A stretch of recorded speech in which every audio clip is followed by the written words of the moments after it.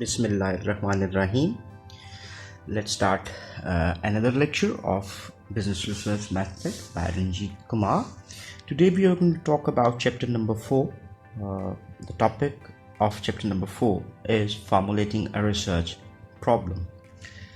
In previous lectures we have talked about research, its characteristics, different types of research, its different definitions, and the process of research in shape of its 8 steps and 3 phases. And then we have talked about how to develop literature, collect it, and then how to read and write it. Now we want to assess that how a research problem can be formulated, or what can be called as a research problem. What is a research problem? There are different views of different researchers that we have seen. और अगर हम mainly बात करते हैं different views के हवाले से, तो ब्रॉडली ये कहा जाता है कि जो भी क्वेश्चंस आप अपनी रिसर्च में बना रहे हैं, क्रिएट कर रहे हैं, जिसके आंसर्स आप उस रिसर्च के प्रोसेस के थ्रू तलाश करेंगे, वो तमाम के तमाम आपकी रिसर्च की प्रॉब्लम को शो कर रहे होते हैं. That can be a research topic for your study.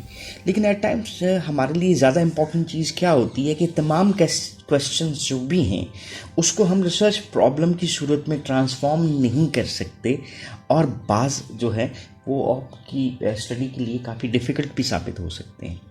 सो एक रेफरेंस के मुताबिक हम अगर बात करें तो there is potential research questions may occur to us on a regular basis, but the process of formulating them in a meaningful way is not all an easy task. So आपको research support करती हुई नज़र आती है कि बहुत सारे सवाल आपके पास आएंगे, लेकिन इन सवालों में से आपने अपनी रेगुलर बेसिस के ऊपर इन बने हुए सवालों में से मीनिंगफुल वे में आपने प्रॉब्लम को फॉर्मुलेट करना है, वो एक इतना इजी टास्क नहीं है. ठीक है, जब मैं कोई भी रिसर्च करने जा रहा हूँ तो मेरे लिए सबसे इम्पॉर्टेंट चीज़ जो कंसिडर होती है रिसर्च के हवाले से, जो कि आगे रिसर्च का पाथ सेट करेगी, वो क्या है कि आपकी रिसर्च प्रॉब्लम ठीक तरह से फॉर्मुलेट की जाए. ठीक है, सो ये चीज़ हमारे लिए क्या चाहती है? इट रिक्वायर्स अस कि हमारे पास 2 चीज़ों के ऊपर ज़रूर एक्सपर्टाइज हो. पहली चीज़ जो है वो है क्या है, सब्जेक्ट एरिया, और दूसरी चीज़ क्या है जी, रिसर्च मैथोडोलॉजी. अगर मुझे उस स्पेसिफिक सब्जेक्ट एरिया के बारे में नॉलेज नहीं है तो मैं फेलियर की तरफ जा सकता हूँ. अगर मुझे सब्जेक्ट का नॉलेज तो है लेकिन मुझे रिसर्च के बारे में इतना नॉलेज नहीं है तो भी मेरे लिए प्रॉब्लम्स क्रिएट हो सकती हैं.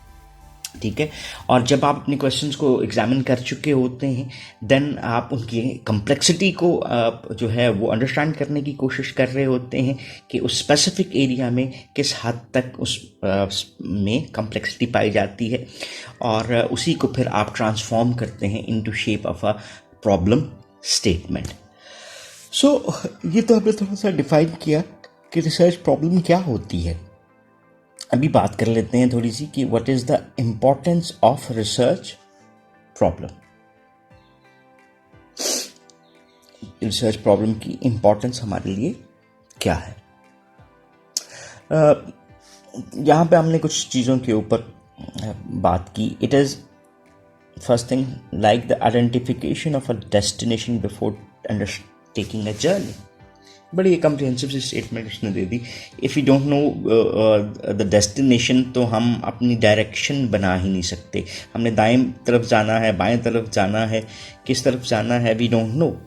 ठीक है, सो इसका मतलब क्या हुआ कि रिसर्च में प्रॉब्लम की हैसियत ऐसी ही है जैसे आपने एक अंधे को रास्ता दिखाना है, और अगर आपकी डेस्टिनेशन नहीं है तो आप अपने रूट को सिलेक्ट नहीं कर सकते. सिमिलरली जो एब्सेंस है रिसर्च प्रॉब्लम के होने की, वो आपको अपना इकोनॉमिक प्लान भी नहीं बनाने देती. मतलब रिसर्च क्या, उसके ऊपर टाइम क्या लगेगा, उसकी कॉस्ट क्या हो सकती है, डिफरेंट टाइप्स ऑफ बजट्स उसके क्या हो सकते हैं. सो किसी सूरत हमारे लिए गाइडलाइन हासिल करना पॉसिबल नहीं है. सो एक और इस्तारा इस्तेमाल करते हुए अगर हम बात करते हैं तो आप कह सकते हैं कि research problem is the foundation of the building. कि जो भी आप काम करने जा रहे हैं उसकी बुनियाद जो है वो आपकी रिसर्च प्रॉब्लम हो सकती है। और आपकी रिसर्च प्रॉब्लम जो है वो सर्व करती है as a foundation of your research study. एक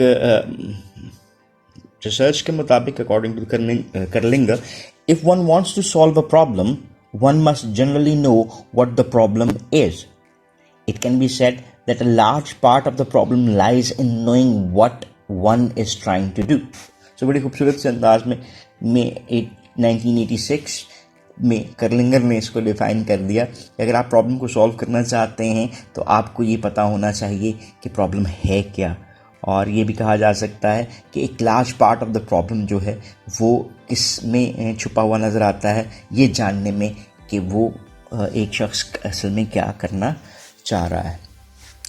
इसमें हम ये कह सकते हैं कि one must have a clear idea कि वो अपनी रिसर्च में किस चीज़ के बारे में कुछ जानने की कोशिश कर रहा है या किस प्रॉब्लम को रिजॉल्व करने की तरफ जा रहा होता है। रिसर्च प्रॉब्लम की कई किस्में हो सकती हैं। That can be a very simple one, that can be a very complex one.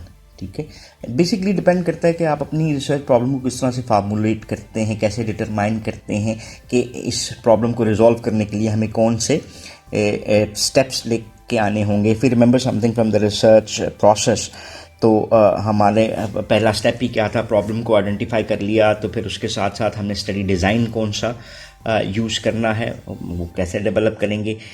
फिर अगर आप करते हैं स्टडी डिज़ाइन के हवाले से तो आपकी सैम्पलिंग स्ट्रैटेजी, आपका डाटा कलेक्शन जो है वो बड़ा इंपॉर्टेंट हो जाएगा कि उसको हमने कैसे करना है। आ गया डाटा, तो फिर इसके बाद डाटा कलेक्शन वाले प्रोसेस से निकल के डाटा एनालिसिस की तरफ जाना पड़ेगा, तो फिर कौन से मेथड्स आपको अपनाने पड़ेंगे। ठीक है, ये चीज़ें आपकी डिफ़र कर सकती हैं। फिर अगर इसको और डीप सेंस में देखा जाए तो हम इसमें डिफ़र कर सकते हैं रिसर्च प्रॉब्लम के हवाले से in quantitative research methodologies and quantitative और क्वालिटेटिव रिसर्च मेथोडोलॉजीज़। यहाँ पे हम उसी के मुताबिक अपनी इन चीज़ों को भी फार्मूलेट करते हुए नज़र आते हैं। लेट्स टॉक अबाउट कि हमारे लिए सोर्सेज क्या हो सकते हैं डिफरेंट टाइप्स ऑफ रिसर्चेस के हवाले से। ठीक है, इसको हम देखने की कोशिश करते हैं कि what are the different sources of research problem.